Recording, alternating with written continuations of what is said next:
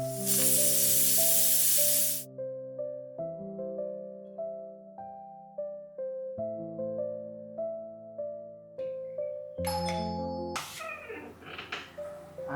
রোহিত, কেমন আছিস?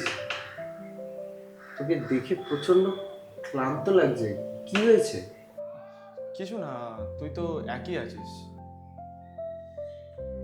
আয় আয়, ভিতরে আয়।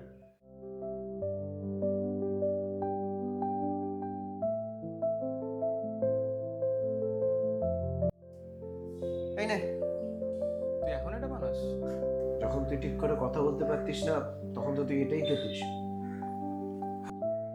সাদ্দা সে একই আছে।